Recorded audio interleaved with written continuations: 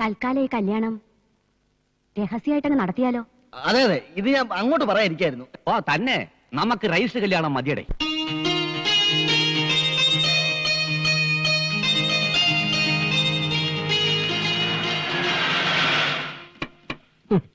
ഞാൻ വിചാരിച്ച പോലെ തന്നെ ആയി. കെട്ട് കഴിഞ്ഞാണ് മാല ഇടേണ്ടത്, അല്ലാതെ കെട്ടാൻ വരുമ്പോഴല്ല. എടേ കുമാര, നിന്റെ മോളുടെ കല്യാണം നടക്കുന്നതിന് 1 മണിക്കൂർ മുമ്പേ എന്റെ മോളുടെ കല്യാണം നടക്കണമെന്ന് ഈ വാശി ഉണ്ടായിരുന്നു. അത് നടന്നോടെ? നടന്നില്ലടേ. 1 മണിക്കൂറിന് മുമ്പ് അവർ അമ്പലത്തിൽ വെച്ച് താലി കെട്ടിയ ശേഷമാണ് രജിസ്റ്ററിൽ ഒപ്പിടാൻ ഇങ്ങോട്ട് വന്നത്. മാറിയില്ലേ? തൊട്ട 7 ആറ്റി കുളിക്കണം.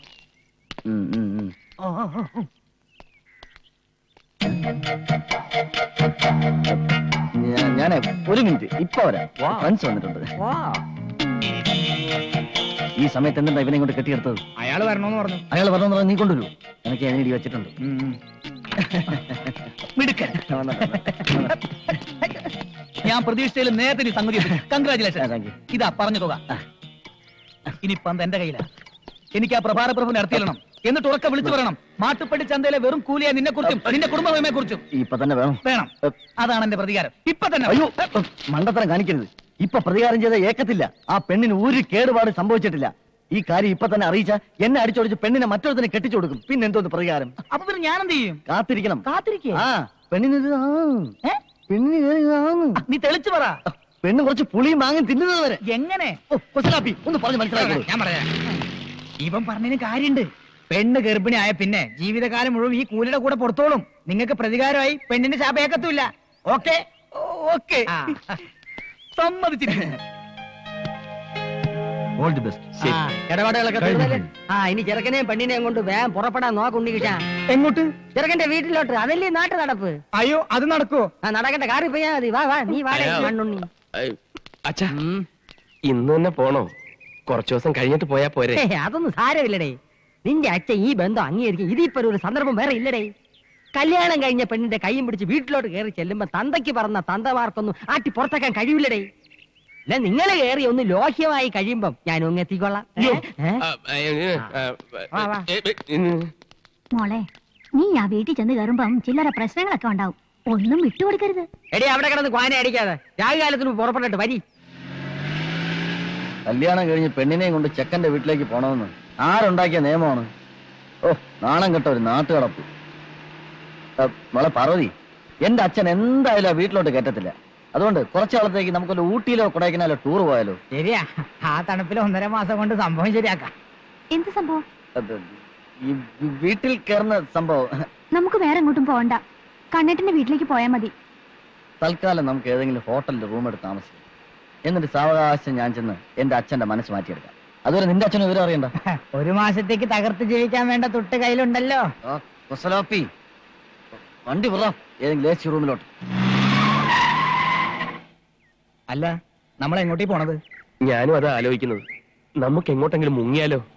എനിക്ക് അച്ഛന്റെ മുമ്പിൽ ചെല്ലാൻ ഒരു പേടി. എന്തായാലും എല്ലാം ഒരിക്കലും അറിയും. എന്നാലത് ഇന്ന് തന്നെ ആയിക്കോട്ടെ, നമുക്ക് അച്ഛന്റെ അടുത്തേക്ക് തന്നെ പോവാം. അയ്യോ, വീട്ടിൽ പോകാൻ പറ്റില്ല. എന്റെ തല വിട്ടും. അതിന് തെറ്റ് ചെയ്തത് ഞങ്ങളല്ലേ? കൂട്ടി നിന്നത് ഞാനല്ലേ? ഇവള് പറയുന്നതിലും കാര്യമുണ്ട്. നീ വീട്ടിലോട്ട് വണ്ടി വിട്. രണ്ടിലൊന്നും അറിയണം. എന്തൊക്കെ പറഞ്ഞാലും ശരി, വീട്ടിൽ പോകാൻ പറ്റില്ല. കുഴപ്പമില്ലാത്ത രീതിയിൽ ഞാൻ കൈകാര്യം ചെയ്യാം. നീ വണ്ടി വിട്. എനിക്ക് പറ്റില്ല. ഡ്രൈവർ, ബാലേട്ടൻ പറയണത് കേട്ടാ മതി. വണ്ടി എടുക്കാൻ. നീ വണ്ടി ഇടറേ.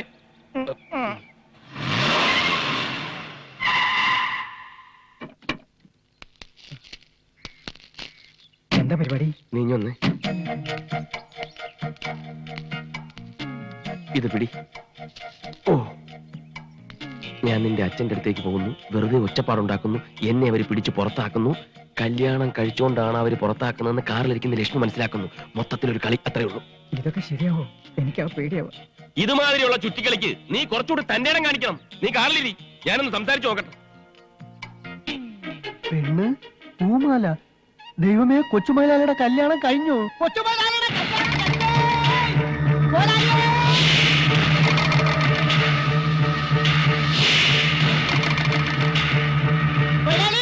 നമ്മുടെ ഉണ്ണിക്കുട്ട കുഞ്ഞിന്റെ കല്യാണം കഴിഞ്ഞു. പെണ്ണും പൂമാലൊക്കെ ആയിട്ട് ഇങ്ങോട്ട് വരുന്നുണ്ട്.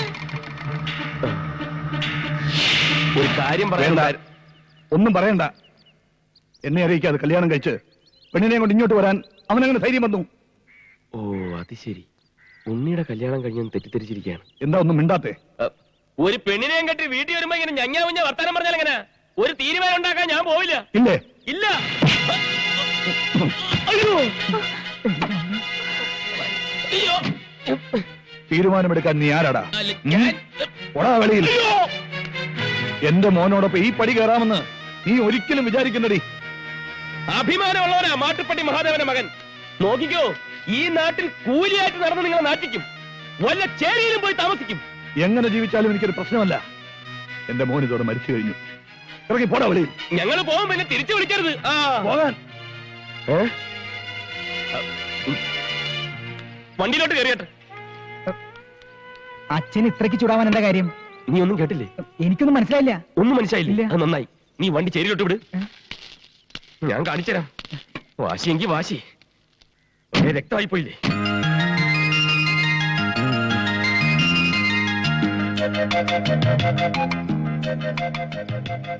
ബുദ്ധിമുട്ടായല്ലേ? എല്ലാം ഒത്തിണങ്ങി ഇത്ര പെട്ടെന്ന് ഇങ്ങനൊരു വീട് കിട്ടുമെന്ന് ഞാൻ വിചാരിച്ചില്ല. ഞാനത് നേരത്തെ വിചാരിച്ചു. എന്നാലും എത്ര നാളെന്ന് വെച്ചാ ഈ വാശിയിൽ ഇങ്ങനെ കഴിയുക? വാശി എന്ന് വെച്ചാ വാശി തന്നെ. ചെറുപ്പം പോലെ ഞാൻ അങ്ങനെ സത്യമായിട്ടും നാളെ മുതൽ കൂലിപ്പണിക്ക് പോവോ? പോവും. അതിന് നീ എന്നെ തടയരുത്. ഇതെന്റെ പേഴ്സണൽ വൈരാഗ്യമാണ്.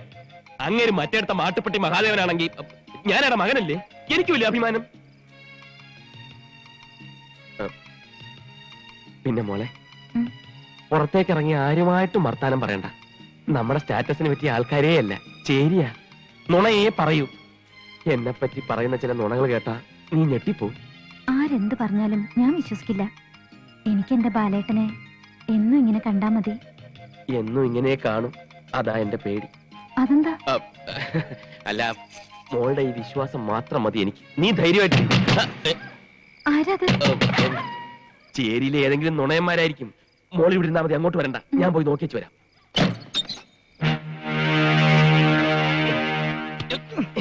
നീ എന്താ ഈ പാതിരാത്രിക്ക്? ഞാൻ പിന്നെ എങ്ങോട്ട് പോവും? നീയൊക്കെ കൂടി ഒലത്തി ഒലത്തി എന്റെ വീട്ടിൽ ചെന്ന് ഓതിയത് എന്റെ കല്യാണം കഴിഞ്ഞാണല്ലോ. എന്നൊന്ന് കാണാൻ കൂട്ടാക്കാതെ, ഞാൻ പറഞ്ഞത് കേൾക്കാൻ നിൽക്കാതെ എന്റെ വീട്ടിൽ തന്നെ പുറത്താക്കി. ഓ, എപ്പോ? തമാശിക്കല്ലേ?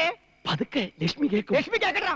ഞാൻ ഈ കഥ ഒന്ന് ചാരി. വീടും കൂടില്ലാത്ത എനിക്കിനി ഒന്നും നോക്കാനില്ല. ഞാനിപ്പോ വിളിച്ചു പറയും നീ മഹാദേവന്റെ മകനല്ലാന്ന്. ചേരി ചെന്താമര അതും പറയും നീ എന്നെ വരട്ടാൻ നോക്കണ്ട. ലക്ഷ്മി ഉപദ്രവിക്കാതെ, ഇന്നെന്റെ ആദ്യ രാത്രിയാണ്. കാളരാത്രിയാണ്.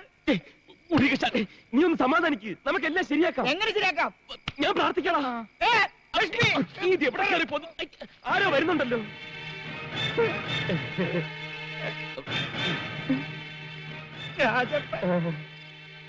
കണ്ട, പ്രാർത്ഥിച്ച ഫലം ഉണ്ടാവും. പോയി എവിടെയെങ്കിലും രക്ഷപ്പെട്ടു. ബാക്കിയാണ് ഞാൻ ഏറ്റ്. അങ്ങോട്ട് ഇവിടെ പോന്നു. രക്ഷപ്പെടാം. അവിടെ ഫസ്റ്റ് നൈറ്റ് നടക്കല്ലോ. വേറെ എവിടെയെങ്കിലും പോയി രക്ഷപ്പെടും. അവന് നിന്നെ മനസ്സിലായിട്ടില്ല. പോയി രക്ഷപ്പെട്ടോ.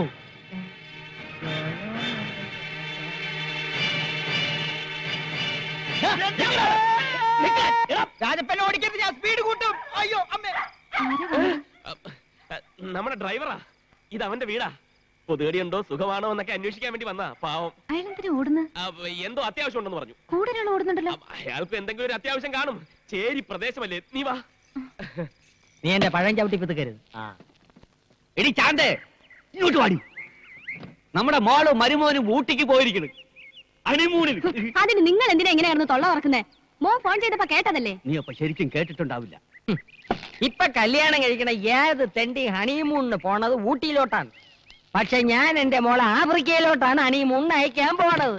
എന്റെ ചെവിക്ക് ഒരു കുഴപ്പമില്ല, പതുക്കെ പറഞ്ഞാൽ മതി. ഞാൻ നിന്റെ കൂടെ അല്ലടേ പറഞ്ഞു. കേട്ടല്ലോ, ഇപ്പൊ മതിയായല്ലോ. എന്തിന്? ഊട്ടി. എന്തിനേ ഭരണി പൊക്കിക്കൊണ്ടുവരണത്? അവൾക്ക് മാങ്ങ അച്ചാർ വലിയ ഇഷ്ടമാണ്. അവിടെ ഒരു മാങ്ങ അച്ചാർ. അവളുടെ അടുക്കളയിൽ 24 കൂട്ടം അച്ചാർ കാണും. എന്നാലും ഒരെന്നാലും ഇല്ല. അവൾക്ക് അവിടെ പരമ സുഖമാണ്. ഒരു കുറവും വരില്ലടി.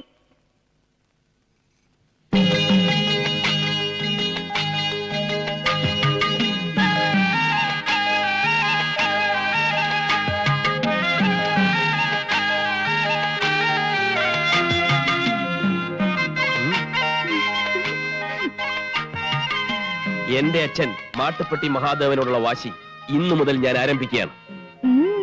മനസ്സിലായില്ലേ? ആദ്യത്തെ ലോഡിറക്കാൻ പോവാണെന്ന്. എനിക്ക് വേണ്ടി പ്രാർത്ഥിക്കണം.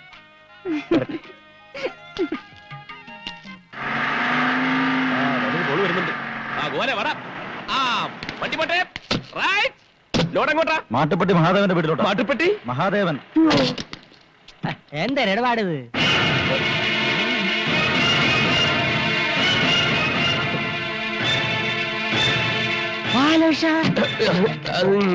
ഞാനല്ല അത്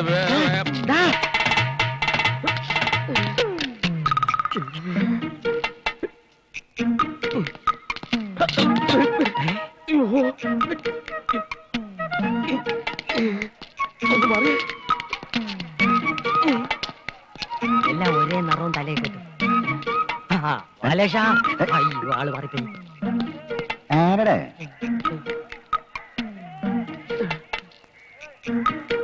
ആളെ മനസ്സിലായില്ല. പോയെന്നാ തോന്നുന്നു. രക്ഷപ്പെട്ട്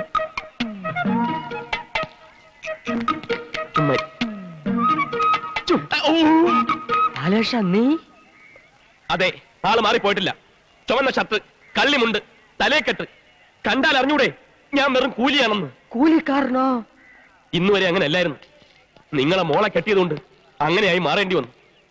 അച്ഛനെ അറിയിക്കാതെ പെണ്ണ് കെട്ടിയ കുറ്റത്തിന് എന്നെ വീട്ടിൽ കയറ്റില്ല. അതെനിക്കൊരു വാശിയായി. ആ നിമിഷം ഞാൻ പ്രഖ്യാപിച്ചു, എന്റെ അച്ഛൻ മഹാദേവനെ പരസ്യമായി നാറ്റിക്കുമെന്ന്. അതിന് ഞാൻ കണ്ടെത്തിയ മാർഗമാണ് ഈ കൂലിവേഷം. ഞങ്ങൾ എവിടെയാ താമസിക്കുന്നത് അറിയാവോ? ചേരിയില്, ചേരിയില്. മോനെ, എനിക്ക് എന്റെ മോക്കും വേണ്ടി നീ അനുഭവിക്കണം ത്യാഗങ്ങൾ. നീ വലിയവനാടാ, വലിയവൻ.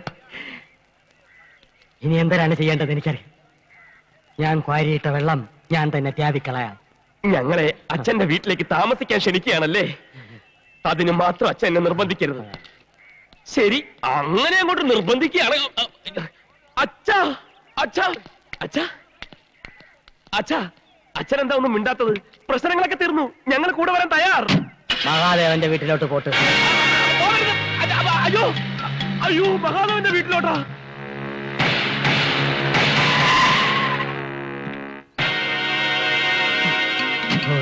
എന്റെ വീട് പണക്കാരൻ തന്നെ. ആരാ? ഞാനാ. ഞാനെന്ന് പറഞ്ഞ അറിഞ്ഞൂടെ? ഞാൻ കുബേര, കുമാർ കുബേര. ശരി, ഇരുന്നാട്ടെ. ഇരിക്കാം. ഒരു തരത്തിൽ പറഞ്ഞ ഞാനും താനും തന്തമാര്. താൻ തന്റെ മോന്റെ തന്ത, ഞാൻ എന്റെ മോടെ തന്ത. ഈയിടെ തന്റെ മോൻ ഒരു പെണ്ണിനെയും കെട്ടിക്കൊണ്ട് ഇവിടെ വന്നു. താൻ അവരെ പള്ളു വിളിച്ച് പുറത്താക്കി. ശരി എന്നെ? ഇനി തുറന്നങ്ങോട്ട് പറയാം. എന്റെ മോളെയാണ് തന്റെ മോൻ കെട്ടിയിരിക്കണത്. കയറ്റി ഇരുത്തിട്ട് ഇറങ്ങിപ്പോവാൻ പറയില്ല. നമുക്കെല്ലാം പറഞ്ഞു ഒതുക്കാം. ഒരു ഒത്തുതീർപ്പിന് ഞാൻ തയ്യാറല്ല. ഇല്ലെങ്കിൽ തന്റെ മോൻ മുഴുനീള കൂലിയായി പോകും. ഓട്ടടോ. എന്നാലും മാട്ടുപ്പെട്ടി മഹാദേവന് ഈ നാട്ടിലൊരു വിലയുണ്ട്. വിലയിടിയാൻ തന്റെ മോൻ കെട്ടിയിരിക്കുന്നത് ഒരു പിച്ചക്കാരന്റെ മോളയല്ല, എന്റെ മോളയാണ്. കുബേര അണ്ടി കമ്പനി, കുബേര കേറ്റിയർ കമ്പനി, കുബേര ജൗളിക്കട, കുബേര ബ്ലേഡ് കമ്പനി, ഇതിന്റെയൊക്കെ മുതലാളിയാണ് ഞാൻ. സ്വർണത്തിന് ഇത്തിപ്പൂരം വില കുറഞ്ഞെങ്കിലും ഞാൻ 250 പവൻ കൊടുത്തു. ഇനിയും വേണോ? തരാം. സ്ത്രീയനം വേണോ? അതും തരാം. പക്ഷെ ഞാൻ പോലീസിന്റെ കൂടെ പറയൂല. മകന്റെ അച്ചു വീട്ടിൽ നിന്ന് കൊണ്ടിരുന്ന സമ്പാദ്യം കൊണ്ട് തിന്നു കഴിയേണ്ട ഗതികേട് മഹാദേവനില്ല. സ്വത്തും പണവും ഞാൻ പ്രശ്നമാക്കിയിട്ടില്ല. അവൻ കെട്ടുന്ന പെണ്ണിന് തറവാടിത്തം, അന്തസ്, അഭിജാത്യം, ഇത് മൂന്നും വേണം. ആ മൂന്നെണ്ണം എനിക്ക് കൊണ്ടുപോവാ. ഇല്ല, നിങ്ങൾക്കതില്ല. ഉണ്ടായിരുന്നെങ്കിൽ ചെറുക്കന്റെ വീട്ടുകാരുമായിട്ടൊന്ന് ആലോചിച്ചേനെ. ചെറുക്കന്റെ തന്ത മരിച്ചിട്ടില്ലല്ലോ. ഇല്ല, എന്റെ അനുവാദമില്ലാതെ നടന്ന ഈ വിവാഹം അംഗീകരിക്കാൻ ഈ മാട്ടുപ്പെട്ടി മഹാദേവൻ അത്ര വിശാല മനസ്കനൊന്നുമല്ല. ഒരേ ഒരു മോനല്ലേ ഉള്ളൂ. ഒന്നുകൂടി ഒന്ന് ആലോചിച്ചിട്ട്. എനിക്കൊരു മകനുണ്ടായിരുന്നു. അവൻ മരിച്ചിട്ട് ഒരാഴ്ചയായി. അയ്യോ, നാക്കി കുരുവരണ വർത്താനൊന്നും പറയല്ലേ. താൻ മാട്ടുപ്പെട്ടി മഹാദേവനല്ല, മാട്ടുതൊട്ടി മഹാദേവൻ. പുറത്ത് മാട്ടുപട്ടി. വണ്ടിയുടെ എന്താ ഇത്? കൊറേ നേരായാലും എന്നെ പിടിച്ചിവിടെ നിർത്തിയിട്ട് എന്താ കാര്യം? അത് അച്ഛനോടുള്ള പ്രതികാരം തീർക്കാൻ പോയിട്ട് വന്നപ്പോ തുടങ്ങിയതാണല്ലോ ഈ ടെൻഷൻ. എന്താ, വല്ലവരും കളിയാക്കിയോ? കാണും കാണും. മഹാനായ മഹാദേവന്റെ ഒരേ ഒരു മോനല്ലേ കൂലിപ്പണിക്ക് ഇറങ്ങിയത്. കളിയാക്കാണ്ടിരിക്കോ? ലക്ഷ്മി, ഇപ്പോ പറയാനും വയ്യ, പറയാതിരിക്കാനും വയ്യ എന്നൊരവസ്ഥയിലാണ് ഞാൻ. എന്നാ പറ. നീ മാട്ടുപ്പെട്ടി മഹാദേവന്റെ മോനല്ല ആണോ? അല്ല. അല്ല എന്ന് പറയാൻ എന്തിരിത്ര കുമ്മിട്ടം? കായ ഉണ്ടായ ശേഷം ആദ്യമായിട്ടാണ് എന്റെ മാനം കിടന്നത്. അതിന്റെ മനോഷവും തീർക്കാൻ രണ്ടാണോ അടിച്ചിട്ടാണ് വന്നിരിക്കുന്നത്. ഇങ്ങനെ ഒരു മാനെ പറ്റി എന്തെങ്കിലും സ്നേഹമോ ദൈവം ഉണ്ടായിരുന്നെ അയാൾ എന്റെ കൂടി വർത്തമാനം പറയാമായിരുന്നോ? അപ്പൊ ഒന്നും അറിഞ്ഞില്ലല്ലേ? വെറും വൃത്തിയിട്ട മനുഷ്യൻ. നിന്റെ തന്തയായതുകൊണ്ട് പറയല്ല. വെറും തറ തൊട്ടി ഒരു കൾച്ചറും ഇല്ലാത്ത തെണ്ടി. അയക്ക് പഠിപ്പില്ലടേ. അച്ഛാ, നീയൊന്നും പറയണ്ട. എന്തിനാണ് എടുക്കുള്ള വെച്ച് എടുത്തോണ്ട് വാ, നമുക്ക് വീട്ടിൽ പോവാം. അതേന്നെ ഞാനും പറഞ്ഞത്. നീ എളുപ്പം പോയി പെട്ടി ശരിയാക്ക്. എന്റെ ഷർട്ടെല്ലാം എടുത്ത് വെക്കണേ. നിന്റെ ഷർട്ട് എന്തിനാണ് എടുക്കണത്? ഞാൻ എവിടെ മാത്രമേ കൊണ്ടുപോകുള്ളൂ. അച്ഛാ. കൊച്ച നീ പ്രതികാരം ചെയ്യേ, ജേരി താമസിക്കുക, ചുമടെടുക്കുക, എന്തൊരു പുല്ലുള്ളിലും ചെയ്. പക്ഷെ എന്റെ മോളെ ഈ ഓലക്കുരയിലിട്ട് നരയിപ്പിക്കാൻ ഞാൻ വിട്ടുതരൂല. നീ നിന്റെ തന്തയാനെ തൊപ്പിച്ചിട്ട് അയളുമായിട്ട് എന്റെ വീട്ടിൽ വാ, അപ്പൊ ഞാൻ മോളെ തരാം. ഞാൻ വരില്ല, അതുവരെ ഞാനിവിടെ കഴിഞ്ഞോളാം. നീ വരും. ഞാൻ വരില്ല.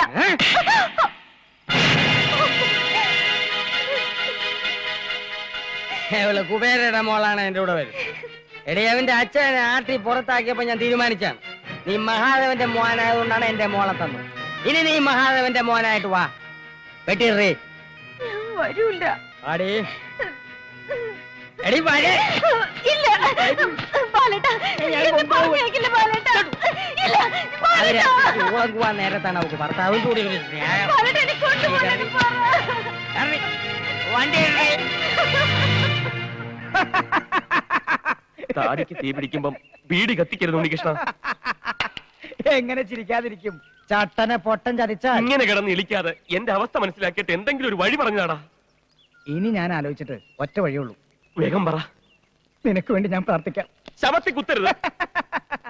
എന്നെ കുരുക്കിന്ന് ഊരാക്കുടിക്കിലേക്ക് ആക്കിയതിന് ദൈവം ഓൺ ദി സ്പോട്ടിൽ തന്ന ശിക്ഷയാണത്.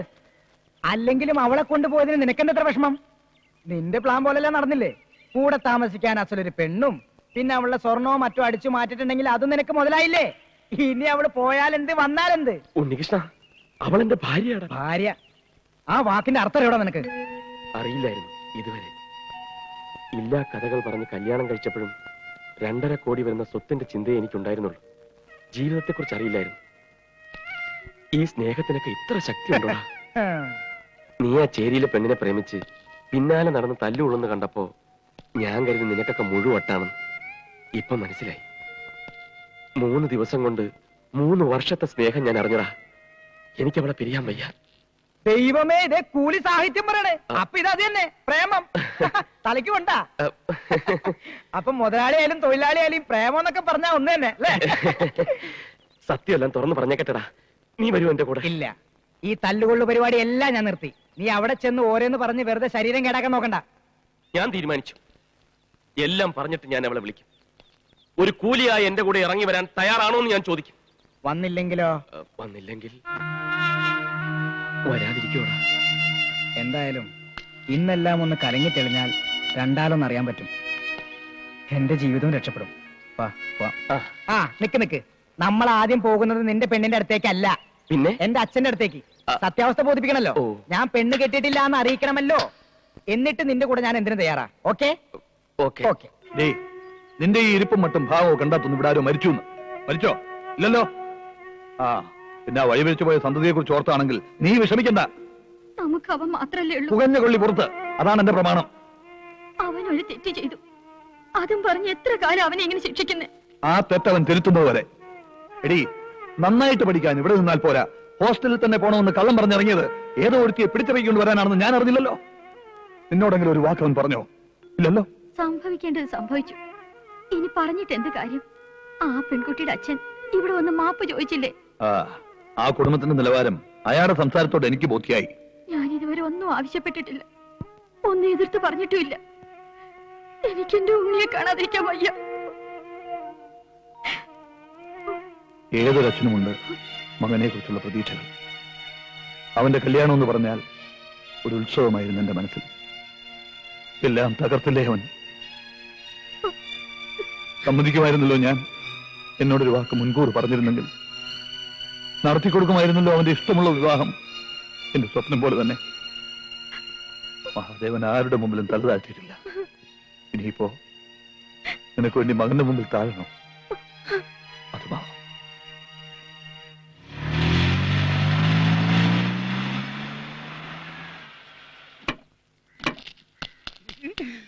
കുഞ്ഞേ, എല്ലാം ശരിയായി. എന്ത്? ഇനി ഇങ്ങനെ ഒളിച്ച് പാറ്റ് നടന്ന് കട്ടി ഇനി ഒന്നും വേണ്ട. നേരെ കൊണ്ടുവരാൻ പോയിക്കല്ലോ. ഇയാക്കെന്താ വട്ട് പിടിച്ച?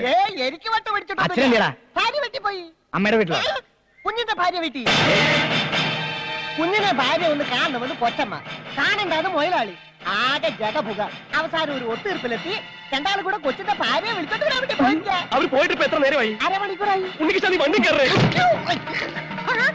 ധൃതി വെക്കട്ടെ, അവരിപ്പൊ എത്തും. സന്തോഷം. പുള്ളിക്കാരി പോകണ്ടില്ലേ?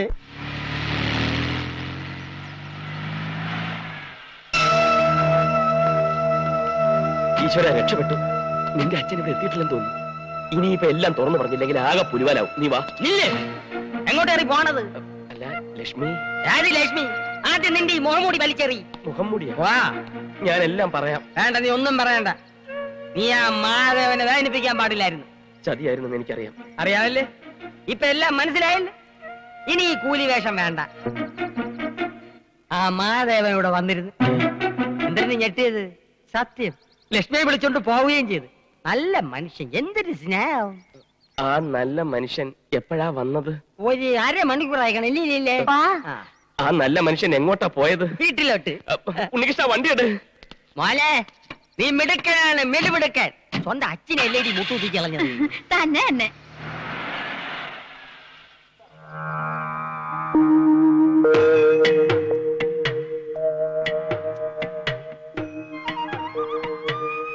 വാ മോളെ.